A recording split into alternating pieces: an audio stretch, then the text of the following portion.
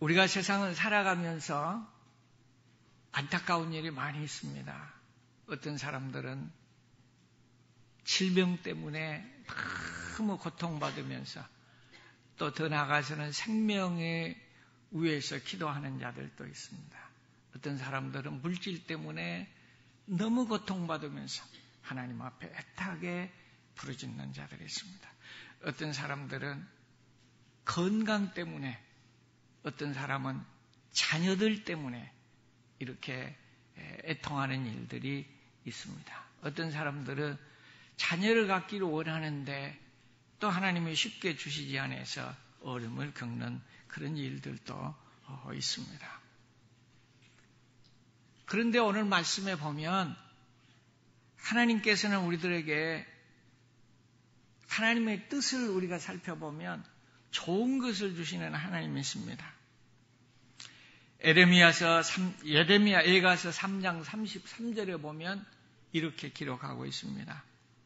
주께서 인생으로 고생하게 하시며 근심하게 하심이 본심이 아니니라 그랬습니다.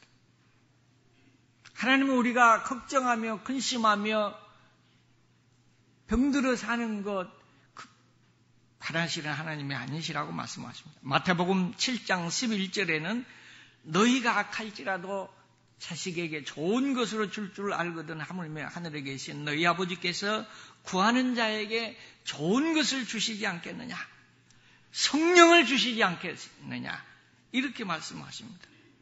이 말씀을 보면 우리가 잘 먹고 잘 입고 잘 살고 행복하도록 되어 있는데 왜 우리는 이렇게 고난이 많은지 모르겠습니다. 바쁘고 힘든 직장 생활 가운데서도 말씀을 사모하는 가운데 부흥회를 참석하면서 저녁 식사도 못하고 허둥지둥 열심히 예배에 참석했는데 결국은 설교 시간이 설교가 다 끝나버렸습니다. 이런 상황을 일컬어서 버스 간두에 뭐한다? 손든다. 버스는 지나가 버렸어요. 은혜 받으려고 그러는데 예배가 끝내 설교 시간이 끝나버렸다는 사실입니다. 이런 상황, 아마 구체적인 표현은 하지 않았지만 아마 이럴 때 목사님 보기도 성도님들 보기에도 부끄러웠을 것입니다. 자신이 처해진 환경을 생각했다면 처량하고 비탄스러운 마음이 들기도 했을 것이고 영적으로 생각을 해보면 허전하고 공허했을 것입니다. 내 신세가 참 처량하다는 생각을 할 수도 있고 한심스러운 마음이 들 수도 있습니다. 그러나 포기하지 않고 사모하는 마음으로 그 자리를 떠나지 않고 예배가 끝나버린 뒤에 몇 살이 남아서 기도할 때 함께 기도하면서 자신은 무의식 상태에서 5분 정도 지난 것으로 아는데 1시간 정도가 지나도록 앉은 상태가 아니고 아마 누운 상태에서 기도를 한 것 같습니다. 성도들에게 몇 명의 성도들에게 둘러싸여 구경거리가 아닌 아마 이런 건 구경거리가 아니라 관심의 부러움의 대상이 되었겠지요. 이런 상태를 성령님의 임재가 한 상태라 이런 기도를 방언 기도라 하는 것이지요. 시편 107장 9절에 보면 사모하는 영혼에게 만족을 주시며 줄인 영혼에게 좋은 것으로 채워주심이로다 라고 기록하고 있습니다. 이것이 하나님이 우리를 향하신 본심입니다. 유명한 부흥 강사를 통해서 성령이 임하셨습니까? 설교를 통해서 은혜를 받은 것입니까? 하나님은 사모하는 심령 위에 은혜와 은사와 치유와 회복의 은총을 베풀어 주십니다. 오늘 또 말씀을 사모하며 심령 하나님 앞에 주파수를 맞추어서 간절한 마음으로 사모할 때에 환경과 형편과 관계없이 하나님이 우리들에게 은혜를 부어주실 줄로 믿습니다. 우리를 향하신 하나님의 첫 번째 뜻은 항상 기뻐하라입니다. 기뻐하면 이것은 나의 기쁨도 되지만 하나님의 기쁨이 됩니다. 엔돌핀이 암을 치료하고 통증을 해소하는 데가 효과가 있다는 것은 이미 잘 알려진 사실입니다. 그런데 이 엔돌핀 호르몬은 피로도 회복하고 병균도 물리치고 그리고 암세포도 이기게 하는 힘을 가지고 있습니다. 엔돌핀이 분비되면 삶의 리듬감이 생겨 발걸음도 가벼워지고 여유와 웃음을 가진 생활을 할 수 있도록 만들어줍니다. 기쁨과 웃음은 하나님이 우리 인간에게 주신 최고의 선물인 것 같습니다. 그런데 최근 의학이 발견한 호르몬 중에 다이돌핀이라는 것은 엔돌핀의 4,000배에 이르는 효과가 있다고 발표되었습니다. 그래서 요즘 인기 있는 강의들은 웃자! 웃으면 즐거움도 오고 병마도 물러가고 그리고 소망이 생긴다고 해서 억지로라도 웃을 때 기쁨이 온다고 합니다. 며칠 전 저와 함께 사는 세라 씨가 혼자 강그라지게 웃습니다. 큰 소리를 내서 웃습니다. 쉬지 않고 웃습니다. 그래서 뭐가 그렇게 재미있어서 그렇게 웃는가 하고 들어봤더니 여보 포복절도할 만한 소식입니다. 그러고 얘기합니다. 내용인즉 둘째의 막내 아들이 이제 처음으로 그 학교에 간 거예요. 아마 영아부인지 유치부인지 5살 정도였는데 거기 갔는데 이제 애들을 거기 가면 재우는 것 같습니다. 재우는 타임이 있는 것 같아요. 그래서 선생님이 설명하면서 이 시간은 잠자는 시간이다 그러고 잠을 자는데 잠잔다고 그러니까 애가 웃옷을 벗고 아래옷을 벗고 다 벗는 거예요. 그러니까 거기에는 어리지만은 여자애들도 있고 그러잖아요. 선생님이 안 된다 그러니까는 안 된다고 옷을 벗어야 된다고 그래요. 왜냐하면 저는 집에서는 옷을 벗어야 잠을 자요. 팬티만 입고 다들 자니까 습관이 되니까 벗어야 된다는 거예요. 그 소리를 듣고 그렇게 웃더라고요. 예, 세상의 웃음도 우리들에게 소망을 주고 기쁨을 준 것은 사실입니다. 그렇지만 이런 웃음을 가지고는 우리가 이 땅 위에서 진정한 기쁨을 누릴 수가 없는 것입니다. 참 기쁨의 근원은 하나님이시고 예수님이시라고 성경은 말씀하고 있습니다. 욥기서 26장 26절을 세번역으로 읽어본다면 전능하신 분을 진정으로 의지하게 되고 그분만이 내 기쁨의 근원이심을 알게 될 것이라 그랬습니다. 예수님만이 우리의 기쁨의 근원이요 원천이 되시는 것입니다. 예수가 함께 계시면 시험이 와도 고통이 와도 겁이 없습니다. 기쁨의 근원 되시는 예수를 위해 사십시다. 나의 기쁨, 나의 소망 되시며 나의 생명이 되신 주 밤낮 불러서 찬송을 드려도 늘 아쉬운 마음뿐이네. 이것은 예수 그리스도만이 우리의 참 기쁨의 원천이 되신 줄로 믿습니다. 돈을 통해서 혹은 어떤 기분 좋은 일을 통해서 오는 것만으로는 우리가 온전한 기쁨을 누릴 수가 없습니다. 그런데 놀라운 사실은 이 기쁨은 받으려고만 하면 안 되는 거예요. 나누려고 해야 됩니다. 그래서 우리가 기쁨을 주는 존재가 되어야 될 줄로 믿습니다. 두 번째 주님의 원하심은 쉬지 말고 기도하라입니다. 하나님께서는 성도들이 기도하기를 원하십니다. 기도는 내 영의 삶을 지속할 수 있도록 하는 영적인 호흡입니다. 문제 해결의 열쇠입니다. 하나님께서 원하시는 것은 어떤 순간에도 기도하라는 것입니다. 쉬지 말고 기도하라는 것은 자주 기도하라는 뜻이며 모든 일에 기도하라는 뜻입니다. 하나님은 어떤 순간에도 기도하기를 원하십니다. 성도가 진정으로 기도를 드리면서 일을 하는데 실패를 했다면 실망할 필요는 없습니다. 왜냐하면 그 기도는 실패가 아니라 성공인 것입니다.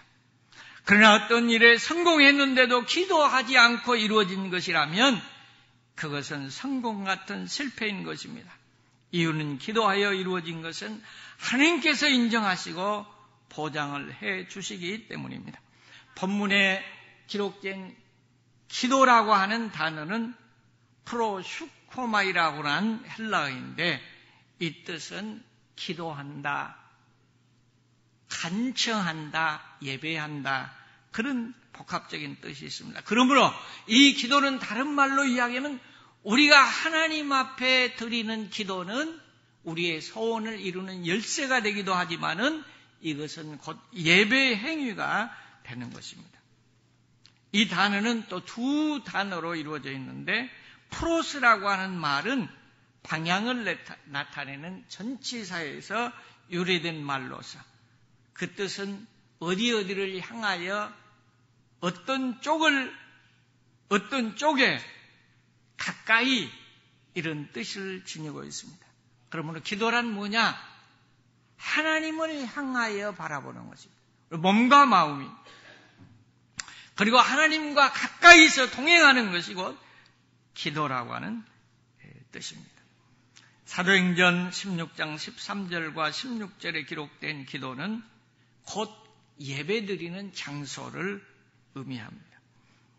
그러므로 기도의 행위는 전능하신 하나님께서 나의 필요를 충족시키기 위한 요청의 행위이기도 하지만 하나님 편에서는 가장 기뻐 받으시는 예배의 행위도 되는 것입니다. 그러므로 성도는 이 놀라운 은총의 수단인 기도를 드리되 항상 드려야 됩니다. 또한 기도는 언제나 회개와 감사가 동반되어야 됩니다. 나의 모든 것, 즉 생각과 주권을 전적으로 하나님께 위임하고 믿음으로 요청할 때 효력이 발생합니다. 하나님의 자녀들은 무엇보다도 먼저 기도하는 습관을 가져야 됩니다. 그런데 성도들이 머리로는 알지만 기도를 잘 하지 못합니다. 그 이유가 어디에 있습니까? 물론 거기에는 여러 가지 이유가 있지만은 저는 크게 두 가지가 있다고 생각합니다. 첫째는 기도의 효력을 못 믿는 거예요. 만약에 기도하면 그것이 꼭 이루어진다고 생각한다면 누가 기도 안 하겠어요? 그런데 그 기도가 막연하게 생각하기 때문에 기도하지 않아요. 두 번째, 기도 효력을 믿기는 하지만은 영적으로 병들어 있거나 죽어 있는 상태입니다.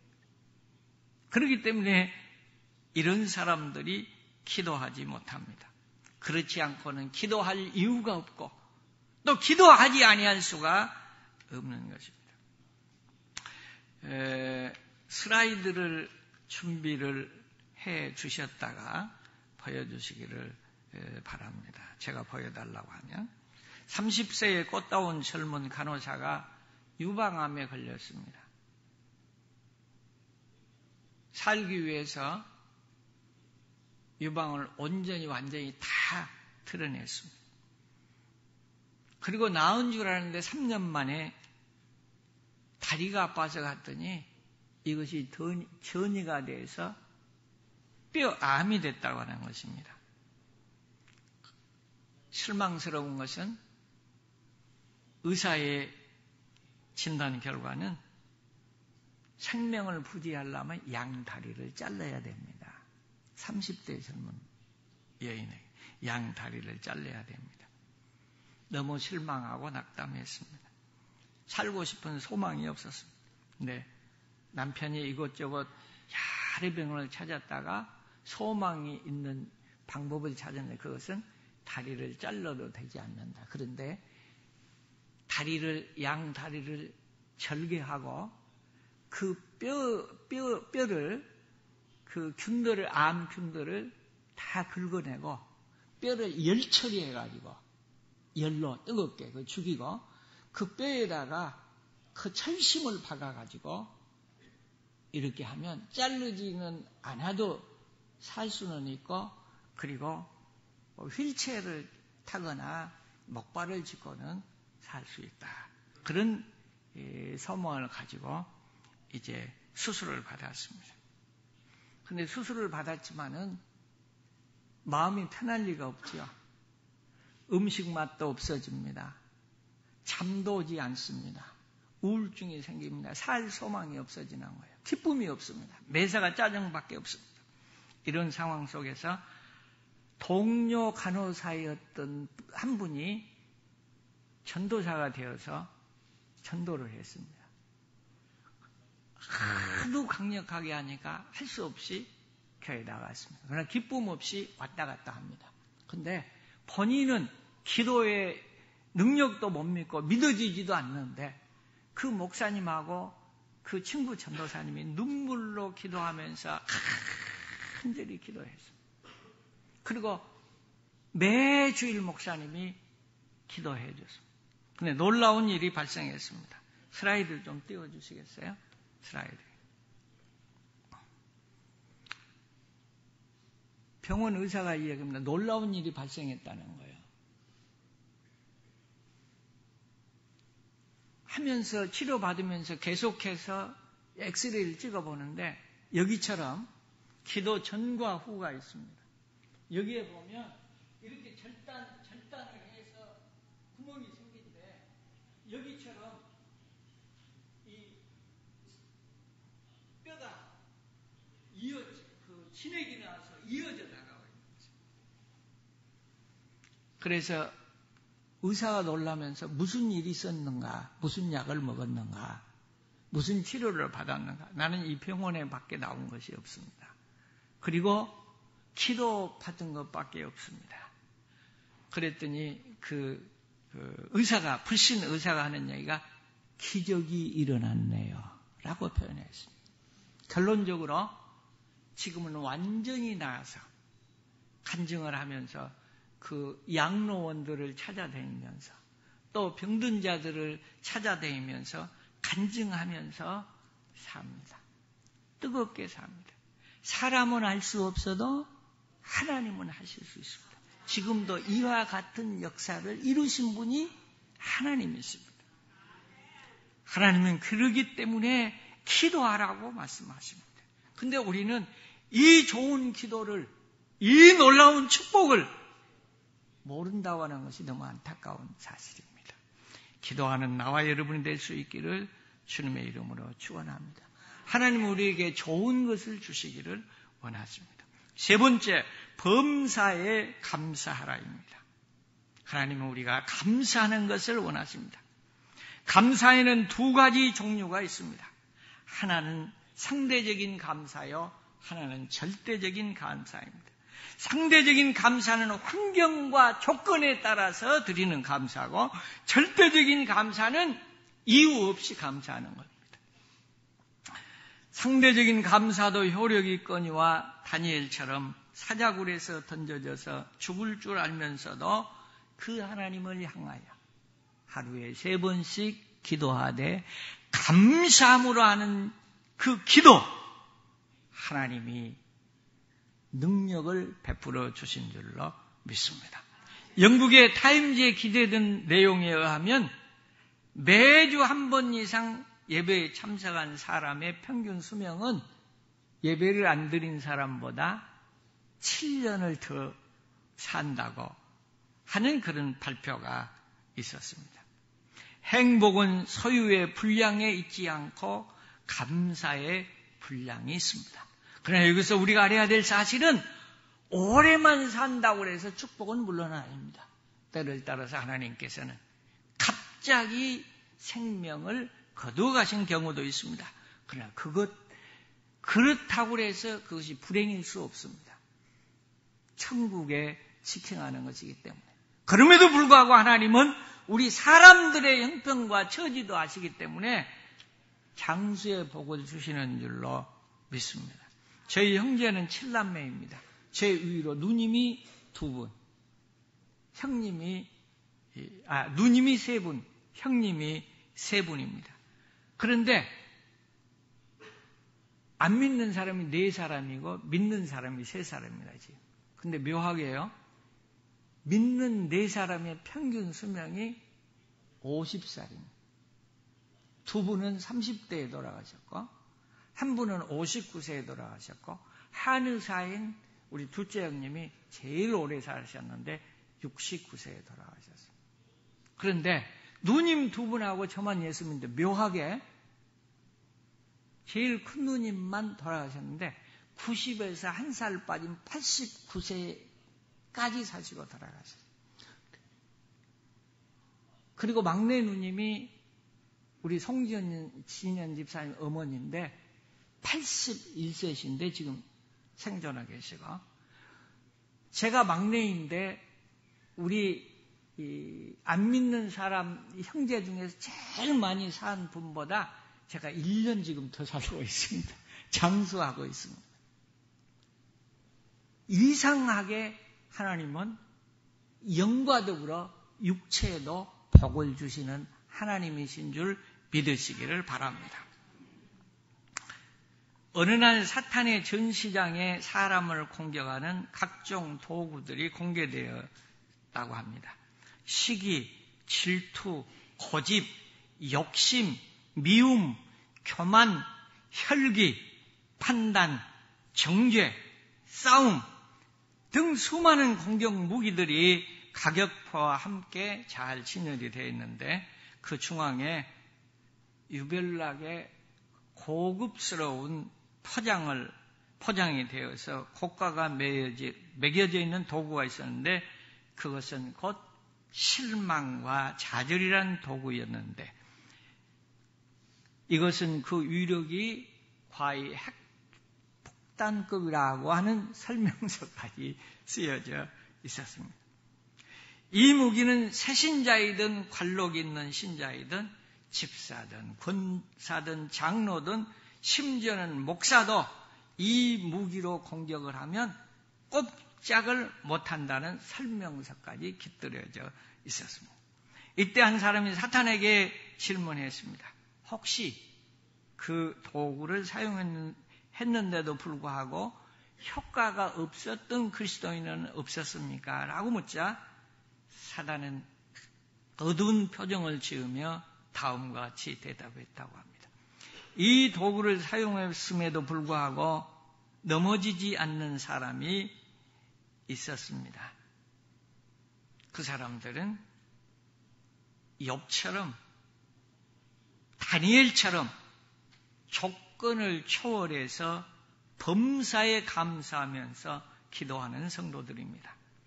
범사에 감사하는 성도들에게는 이 도구가 아무런 효력을 발생할 수가 없었습니다. 라고 대답했다고 합니다.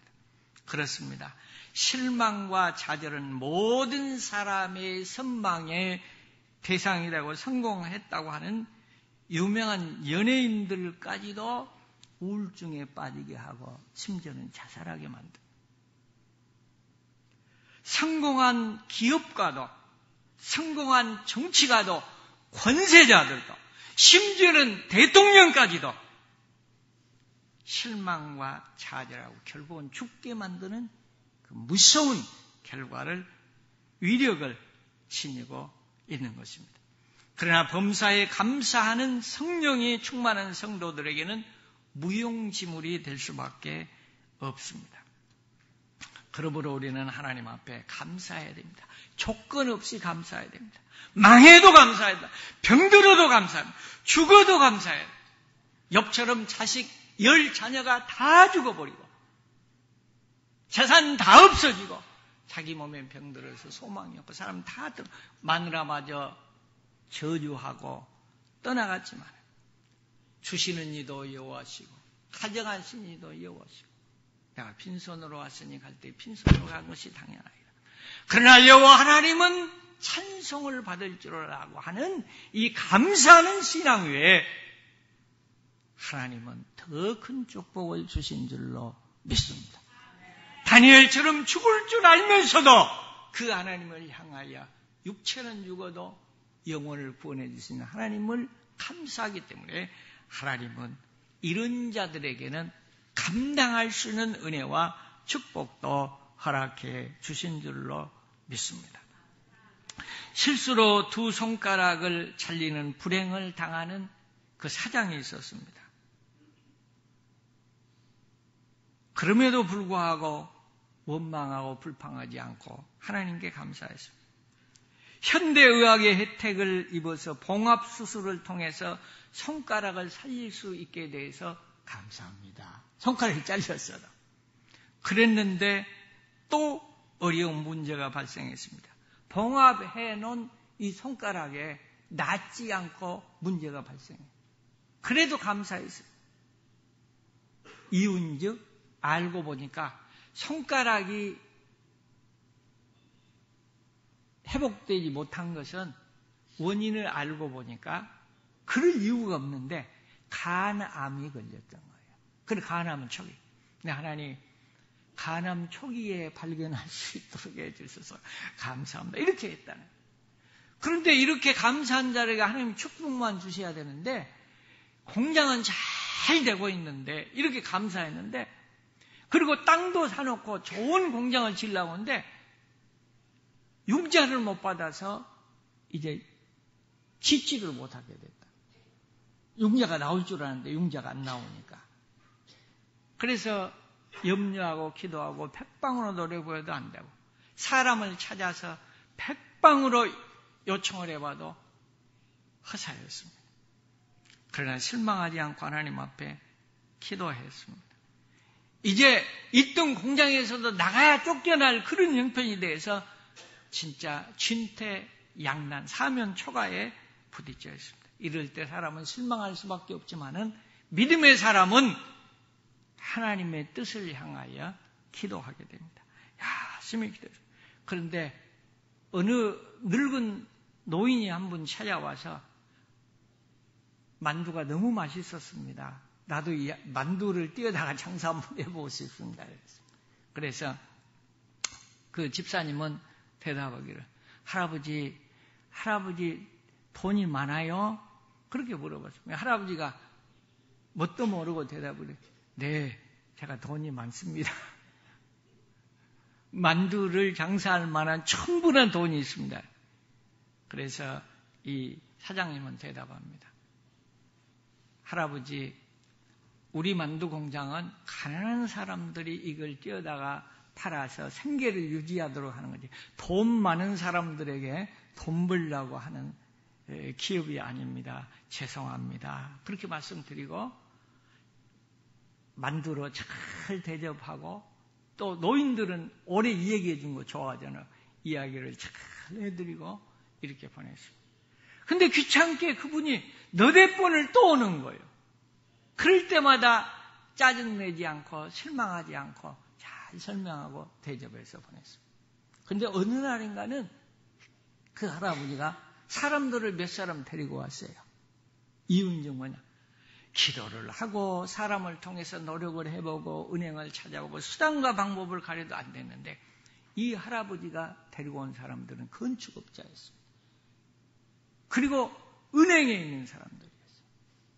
자기가 보증을 서주고 은행에서 돈을 받게 하고 건축업자들이 할 수 있도록 해서 문제를 해결해서 지금은 큰 일을 행하고 있다고 하는 관정을 이제 그 새롭게 하소서 하는 관정에 내놓은 것을 보았습니다.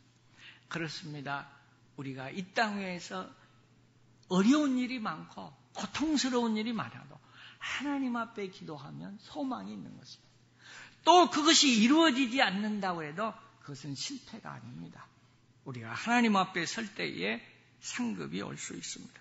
하박국서 3장 17절로 18절에는 비록 무화과 나무가 무성치 아니하고 포도원에 포도가 없고 그리고 감람나무에 소출이 없고 밭에도 추수할 것이 없고 우리에는 양이 없고 외양간에는 소가 없어도 나는 여호와를 인하여 즐거워하고 나의 구원의 하나님을 인하여 기뻐하리라 하는 고백이 나와 여러분의 고백이 될 수 있기를 주님의 이름으로 축원합니다. 이것이 우리의 신앙의 삶이 될 때 우리는 하나님 앞에 보장받는 역사가 일어납니다. 미국의 한 선교사가 인도에 파송을 받아서 조그마한 부족마을에 선교사로 사역을 하게 되었는데 10년 동안 고생하면서도 그 어려운 부족의 말을 제대로 습득하지 못한 채 별로 실적을 거두지 못했기 때문에 그 선교지에서는 파송했던 기관에서는 10년 동안 기도하고 물질을 이렇게 투자했는데 나타난 열매가 별로 없으니까 실망하고 그를 철수시켰습니다. 그리고 유능한 또 언어의 재질이 있는 그리고 능력 있는 선교사를 파송했습니다. 그랬더니 3년 만에 그 선교사님은 이제 언어를 통달하고 그리고 능력 있게 복음을 전파하기 시작했습니다. 어느 날 하루는 모든 그 불황민들을 불러놓았습니다. 그리고 예수님에 대해서 설명하고 설교하고 이제 우리 모두 다 예수님을 진실로 생명의 구주로 모실 분은 손을 들어주십시오. 그랬더니 온 불황민들 한결같이 손을 벌쩍 다 들었습니다. 그래서 선교사는 기쁨 대신 이분들이 뭔가 잘 못 알아듣고 그런 모양이다 이렇게 생각을 하고 다시 마음을 추스리고 열심히 설명을 자세히 나름대로 최선을 다해서 설명을 하고 물었습니다. 진실로 예수님을 생명의 구주로 모실 분은 손들어 보십시오. 아니나 다를까 똑같이 손을 들었습니다. 그래서 그때는 그 선교사가 감사하는 대신 실망스러움이 왔습니다. 진실로 예수님을 생명의 구주로 모실 분만 손 들으세요. 이런 식으로 얘기했더니 또 손을 다 드는 거예요. 네 번째 그분이 다시 이야기합니다.